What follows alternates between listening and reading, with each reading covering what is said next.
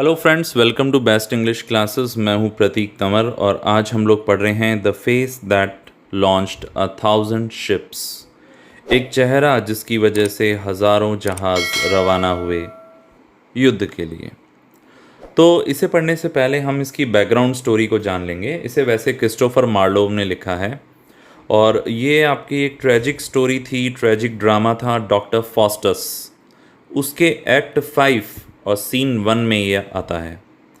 तो इसे समझने के लिए दो बैकग्राउंड स्टोरीज हमें जाननी है। एक तो डॉक्टर फॉस्टस की क्या कहानी है और दूसरा हेलन यानी वो लड़की जिसकी वजह से हज़ारों जहाज़ रवाना हुए, उसकी क्या कहानी है।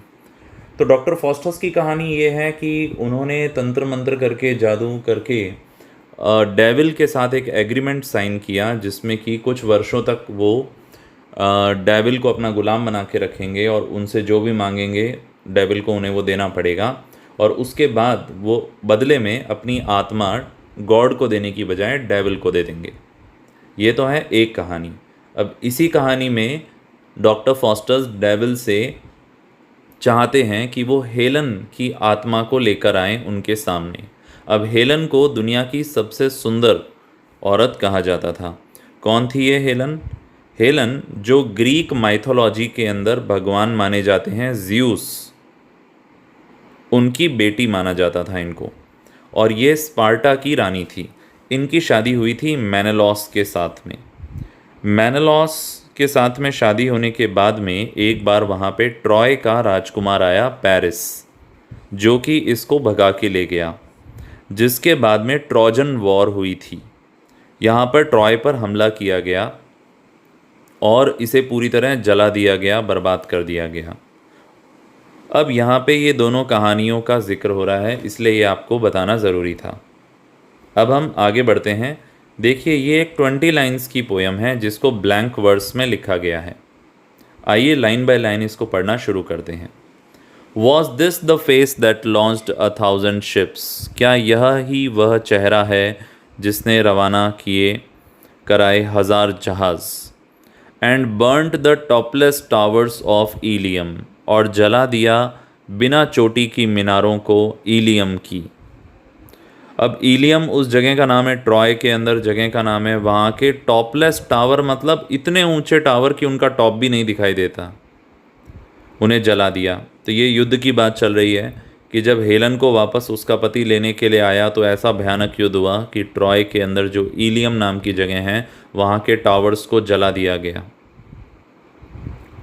स्वीट हेलन, प्यारी हेलन, ये कौन बोल रहा है? डॉक्टर फॉस्टस बोल रहा है, जिसने उसकी आत्मा को अपने सामने बुलाया है। Make me immortal with a किस। अब यहाँ देखो, मेक का एम, मी का एम और इमॉर्टल के अंदर डबल एम, ये एम एम एम बार बार आ रहा है। ऐसे ही ऊपर टॉपलेस टावर में टी टी बार बार आया है। इसे हम एलिट्रेशन कहते हैं। ये कौन सा लिटरेरी डिवाइस है? एलिट्रेशन, अलंकार, अनुप्रास अलंकार। प्यारी हेलन, मुझे अमर बना दो अपने एक चुंबन से, अपने एक किस से। Her lips suck forth my soul, see where it flies. उसके होठ मेरी आत्मा को चूस लेंगे, सी वेयर इट फ्लाइज, देखो कहाँ वह उड़ती है। कम हेलन कम, आओ मेरे पास, give me my soul again, मुझे मेरी आत्मा वापस दे दो। तो ये समझ में आया आपको? डॉक्टर फॉस्टस है, उसने डेविल की मदद से हेलन को सामने बुलाया है। वो उसको इसकी क्रेविंग है, वो इसको चाहता है और इससे वो किस किस प्रकार की बातें कर रहा है। आगे देखते हैं। हियर विल आई ड्वेल, मैं यहाँ बसूँगा। कहाँ बसने की बात हो रही है? होठों पर। For heaven is in these lips, क्योंकि स्वर्ग है इन होठों में। And all is dross that is not Helena, वो सब बेकार है जो हेलन नहीं है, वो सब कुछ ड्रॉस है। आई विल बी पेरिस, मैं राजकुमार पेरिस बनूंगा। ये यहाँ पर मेटाफर का प्रयोग हुआ है। कौन सा लिटरेरी डिवाइस है? मेटाफर। मैं राजकुमार पेरिस बनूंगा। And for love of the, और तुम्हारे प्यार के लिए। इंस्टेड ऑफ ट्रॉय, ट्रॉय की बजाय। शैल विटनबर्ग बी सैक्ड, विटनबर्ग को नष्ट होने दूंगा, जलने दूंगा। तो ट्रॉय तो हेलन की कहानी में था पहले, और अभी डॉक्टर फॉस्टस जहाँ रहता है वहाँ पर विटनबर्ग है। तो ये कह रहा है इसे जला देंगे, इसे जलने देंगे, पर मैं तुम्हें प्राप्त करूँगा। And I will combat with weak Menelaus, और मैं जो तुम्हारा पति है कमज़ोर मेनेलस उससे युद्ध करूँगा। अब ये यहाँ पर हाइपरबोले है। कौन सा लिटरेरी डिवाइस है? हाइपरबोले, मतलब बड़ा चढ़ा के बोलना, अतिशयोक्ति करना, क्योंकि डॉक्टर फॉस्टर्स खुद बूढ़ा है पर वो बातें कर रहा है युद्ध लड़ने की। आगे देखते हैं। And where thy colours on my plumed crest. अब देखो, कलर का मतलब वैसे रंग होता है, पर कलर्स जब अपन इसको प्लूरल में बोलते हैं तो इसका मतलब होता है झंडा। प्लूम्ड क्रेस्ट का मतलब है पंखों वाली कलंगी। तो पुराने अगर आपने योद्धा देखे हों हॉलीवुड फिल्मों में, तो उनके जो मुकुट होते थे ऊपर, उनके ऊपर एक कलंगी होती थी। तो ये वही बात कह रहा है, मैं पहनूंगा झंडा मेरे पंखों वाली कलंगी के साथ। मतलब मुकुट मेरा होगा पंखों वाली कलंगी वाला, और मैं उनका झंडा पहनूंगा, मतलब मैं युद्ध जीत जाऊंगा। या I will wound Achilles in the heel. अब ये यहाँ पे देखो एक और कहानी का जिक्र हुआ है। अकिलीस कौन था? ये एक डेमी गॉड था, मतलब आधा देवता। ये भी ज़्यूस का बेटा था। अब जब ये छोटा था तब ये भविष्यवाणी हुई थी कि ये जवान होगा तब मर जाएगा।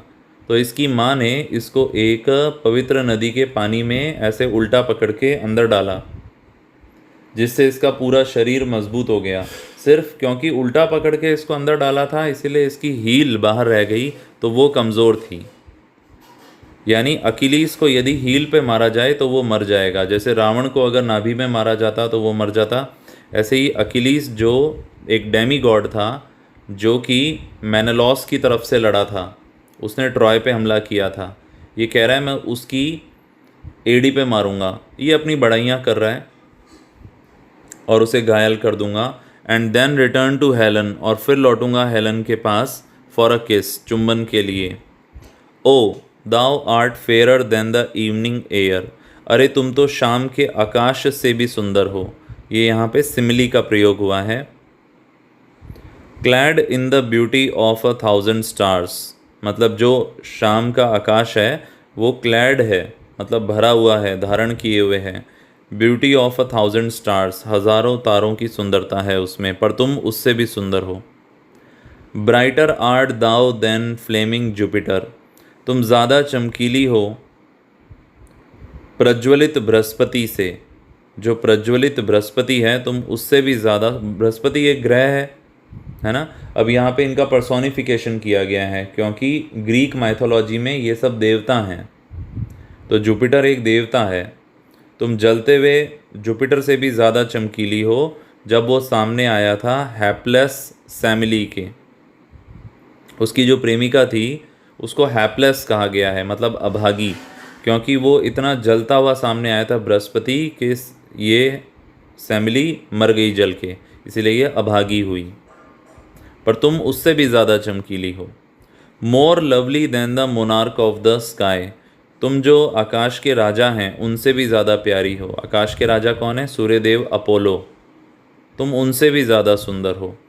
इन वॉन्टन अर्थुसाज एजर्ड आर्म्स, अब ये राजा जो हैं अपोलो, ये किसकी बाहों में हैं? वांटन मतलब चंचल, अर्थुसा एक जलपरी का नाम है, और उसके एजर्ड आर्म्स मतलब नीली बाहें। जब उनमें थे सूर्यदेव अपोलो, तुम उनसे भी ज़्यादा प्यारी हो। अब यहाँ पर भी देखो एलिट्रेशन है, ए 3 बार आया है। And none but thou shalt be my paramour, और कोई नहीं, तुम ही बनोगी मेरी पैरामर, मेरी प्रेमिका। तो आई होप आपको ये समझ में आ गया होगा पूरा। यदि चैनल पे नए हो सब्सक्राइब करो, लाइक करो, कमेंट करो, अपना फीडबैक दो। पसंद आता है लाइक करो, पसंद नहीं आता है डिसलाइक करो। जल्दी फिर मिलेंगे और टॉपिक्स के साथ। हमारा YouTube channel spoken English, English literature for BA, MA, UGC net और कंपटीशन एग्ज़ाम की ग्रामर से रिलेटेड वीडियोस रेगुलरली डालता है।